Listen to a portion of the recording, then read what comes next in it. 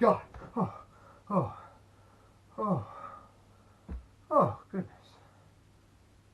Oh, for some reason I have the strangest urge to investigate industrial food waste.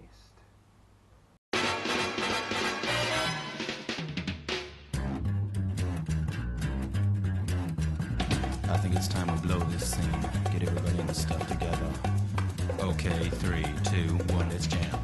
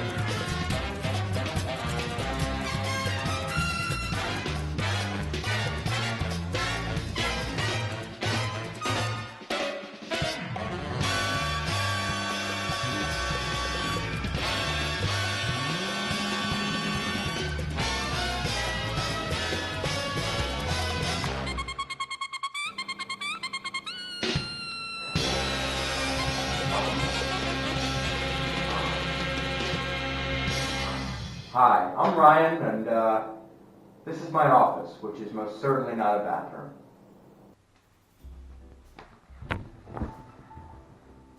Let's try that again. I'm Ryan, and today I'd like to talk to you a little bit about industrial food waste. There's a shocking amount of edible food wasted across the UK year in and year out. In a study conducted by the Waste and Resources Action Program, published at the end of 2016, it was estimated that around 10 million tons of food are wasted annually, 60% of which could be avoided. This wastage has a value of over 17 billion pounds a year, while also contributing to a detrimental 20 million tons of greenhouse gas emissions. Much of this food waste comes from supermarkets and one step further down the supply chain at the consumer level. So, why is such a large amount of food being wasted every year? Proportionally, how much of the blame should go to supermarkets? How much of the blame should go to consumers?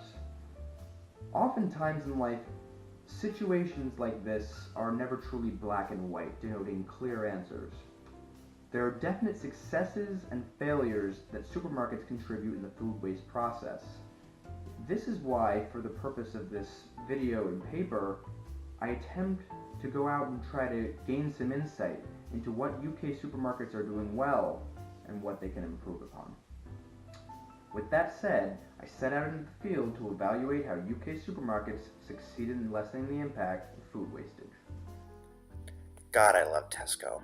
And this Tesco specifically. The Tesco I'm speaking about is about a 5 to 10 minute walk from my flat down the long street of Queensway, past dozens of restaurants and small businesses. This is where I do most of my shopping when I have something specifically on my mind that I want to make. I couldn't possibly begin to fathom how many times I've been to this store over the course of the semester, but this was my first time going with an analytic eye. I enter the store and walk around a bit and ponder, what does this store do well? I immediately look to the layout of the Tesco. You walk into the store and immediately to your right is all of the fruit. Smart, as usually it has the shortest shelf life relative to other foods. To the left are all the Tesco brand sandwiches and other meal deal related items, with the chips and the candy and small beverages just a short distance away. Everything needed to grab and go has an immediate presence upon entering the store. Everything else can be found on. The grab-and-go culture, so central to metropolitan areas, actually has quite positive ramifications on the impact of food waste. What's central to this culture are the smaller portions of food that are brought together, like a sandwich and a bag of chips and a drink, that have a much higher chance of being consumed in totality than foods that are bought in bulk. The logic behind putting these types of food at the front, perishable foods with shorter shelf lives, serves to reduce the overall contribution to food waste by smartly playing to the consumer psyche. There is, after all, a higher chance of selling a product to consumers the more visible the product is in the store. If these products and the other products on the periphery of the store are not selling, UK supermarkets employ another effective strategy to get the food off the shelves. I never expected coming into the semester that my favorite go-to food store would be a gas station Waitrose outlet, but go figure, here we are. I go to the gas station's little Waitrose for one reason and one reason only: the deals. Shortly before closing, and oftentimes during the day as well, Waitrose and other food retailers will heavily slash prices of foods that are nearing their best by dates. Coming from the store just now, I bought 2 chicken tikka sandwiches, originally retailing at £2.20 for half price, a container of sushi for 33% off, 2 green Thai curry chicken dishes, originally £4.17 for 89p, and an assortment of Indian food appetizers, originally £2.67 for 89p as well. I'm convinced no other drug could give me the immense dopamine rush that I get from finding the deals at Waitrose. Price reductions, a tactic not often employed in the US, are a fantastic way to get food off the shelves as close to the best by date as possible. This is an incredibly effective method of doing so, as foods can sometimes be marked off by more than 75% of their original value and will stay entirely edible even days past the best by date. A far more optimal alternative to sending this food to landfills or to farms for animal feed. For those on a budget, this supermarket tactic provides a sustainable and consistent way to get inexpensive and delicious food. These are just several of the tactics employed by supermarkets to lessen the extent of food wastage. There are, however, many ways that supermarkets negatively contribute to the food waste process. For one, if supermarkets are the middlemen between producers and the consumer, then supermarkets are perpetuating food waste on both sides. This can be seen on the producer's end from supermarkets' demand of fruit and vegetable quality. I walked into the Sainsbury to examine the fruits and vegetables, as I needed to pick up some bananas for the house anyway. The Granny Smith apples? Green as could be. The tomatoes were packaged away, each identical and beautifully red, lined in plastic wrap in 3 rows of 2. The oranges in their netted bags, small and succulent, all without blemish. The beautiful aesthetics of nearly all the fruits and vegetables I encountered at Sainsbury was truly uncanny. How did they all look so perfect and delicious? Surely there was produce from the farm that did not turn out as cosmetically appealing as the fruits and vegetables I was seeing in the supermarket.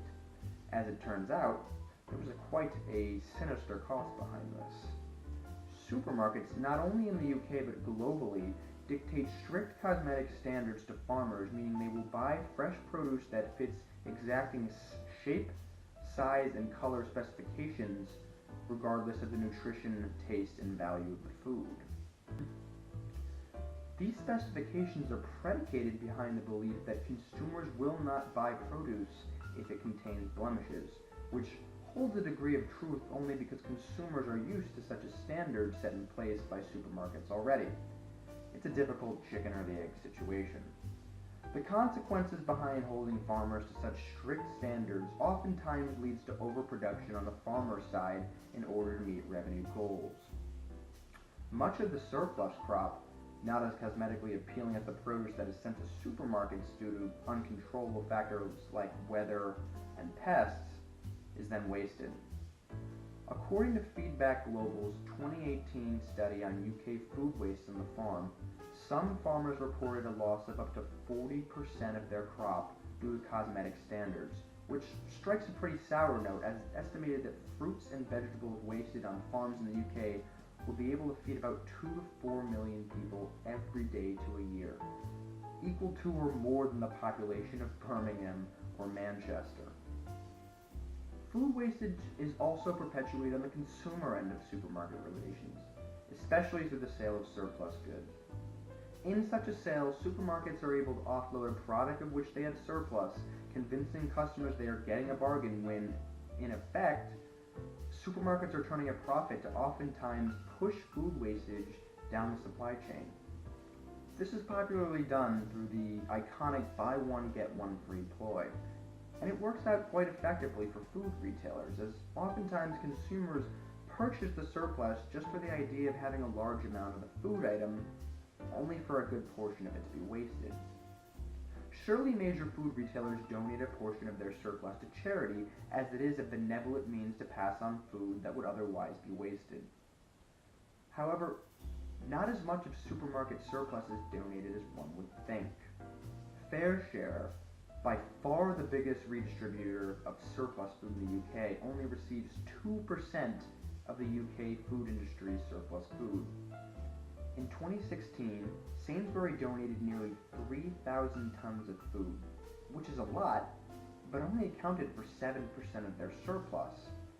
Where then is the rest of this surplus going to? With food retailers reaping the benefits of perverse subsidies, around 9 times as much relative to the 3,000 ton surplus went to anaerobic digestion, which promotes turning waste into fuel and fertilizer over actually feeding people.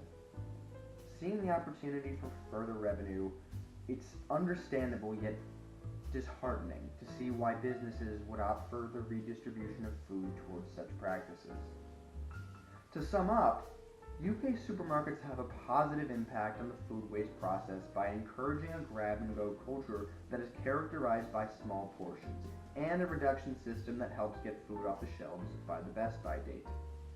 They, however, have debatably more of a negative impact on the food waste process due to their strict cosmetic standards for produce, which result in far more overproduction, their offloading of surplus onto the consumer, which often pushes the wastage further down the supply chain, and their suboptimal charitable contributions, which are overshadowed by the amount of food that is sent to become fertilizer.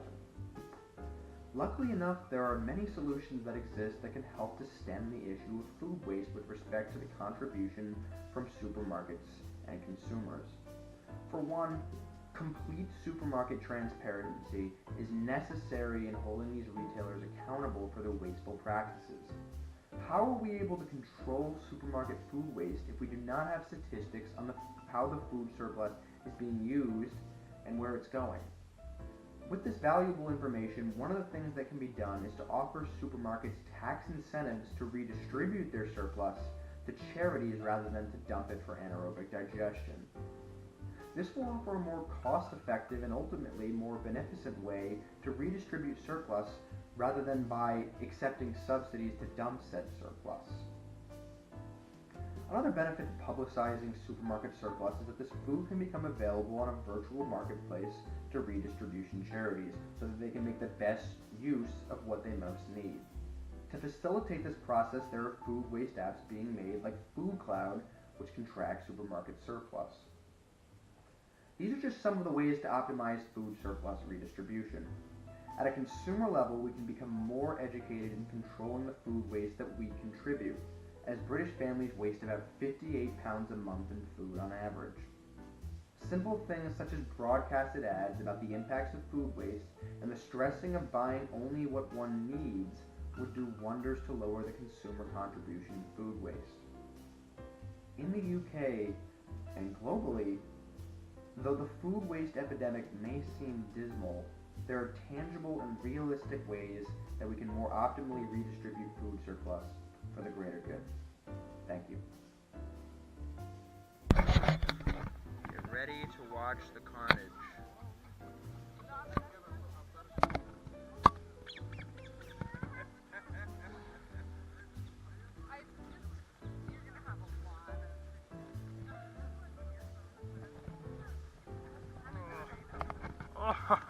Oh my goodness, there are 5 birds on my arm right now.